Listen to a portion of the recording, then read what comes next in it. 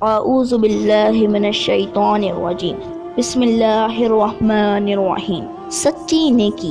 ایران کے علاقے نیشا پور میں ایک بہت ہی نیک اور شریف سوداگر رہتا تھا۔ یہ سوداگر بہت امیر تھا اور خدا نے اسے علم کی دولت بھی خوب بخشی تھی۔ اس کا نام ابن نجید تھا۔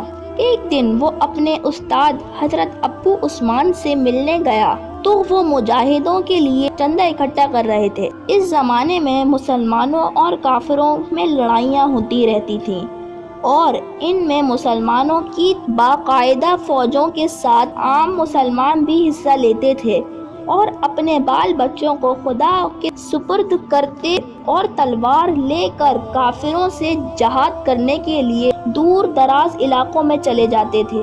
ان مجاہدوں میں بعض ایسے غریب ہوتے تھے کہ ان کے گھروں کی امداد کے لیے چندہ اکٹھا کرنا پڑتا تھا۔ حضرت ابو عثمان بھی ایسے غریب مجاہدوں کے لیے چندہ اکٹھا کر رہے تھے۔ ابن نجید نے اپنے استاد کی تقریر سنی تو وہ الٹے پیروں گھر لوٹ گیا اور 2000 اشرفیوں کی تحویل لا کر استاد صاحب کے قدموں میں رکھ دی۔ حضرت ابو عثمان اتنے ڈھیر ساری اشرفیاں دیکھ کر بہت خوش ہوئے اور انہوں نے ابن نجید کی خوب تعریف کی۔ اپنے تعریف سن کر ہر شخص خوش ہوتا ہے، لیکن ابن نجید اسلام کے اس حکم کو اچھی طرح جانتے تھے کہ نیکی ہمیشہ اسی طرح کرنی چاہیے کہ خدا کے سوا اس کا حال کسی پر ظاہر نہ ہو، یہاں تک کہ اگر ایک ہاتھ سے کسی کو کوئی چیز دیں تو دوسرے ہاتھ کو پتہ نہ چلے۔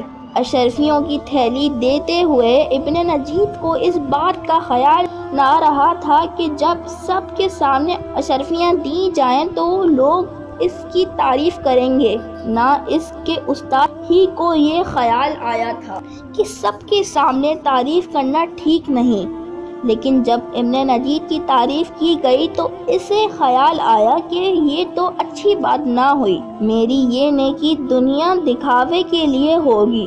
وہ کچھ دیر اسی طرح کی باتیں سوچتا رہا اور پھر بولا، حضرت مہربانی کر کے اشرفیوں کی تھیلی لوٹا دیجیے۔ بات یہ ہے کہ میں نے اپنی والدہ صاحبہ سے اجازت نہیں لی ہے، ان سے اجازت لے کے پھر پیش کروں گا۔ حضرت ابو عثمان نے اشرفیوں کی تھیلی لوٹا دی اور ابن نجید تھیلی لے کر اپنے گھر چلا گیا، لیکن جب رات ہوئی تو سب اپنے اپنے گھروں کو چلے گئے تو وہ پھر حضرت ابو عثمان کی خدمت میں حاضر ہوا اور اشرفیوں کی وہ تھیلی ان کی خدمت میں پیش کر دی۔ ساتھ ہی کہا، اس وقت یہ تھیلی میں اس وجہ سے لے گیا تھا کہ سب لوگ مجھے تعریف بھری نظروں سے دیکھ رہے تھے اور میرے دل میں یہ خیال پیدا ہو گیا کہ میں نے واقعی بہت بڑا کام کیا ہے، میرے اس غرور کی وجہ سے میرا ثواب کم ہو گیا ہوگا۔ اب میں یہ تھیلی پھر پیش کرتا ہوں اور میرا یہ کام صرف اللہ کو راضی کرنے کے لیے ہے،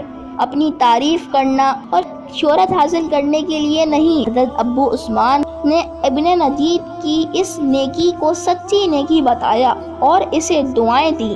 پھر انہوں نے فرمایا، بے شک سچی نیکی وہی ہے جو چھپا کر کی جائے اور صرف اللہ کے لیے کی جائے۔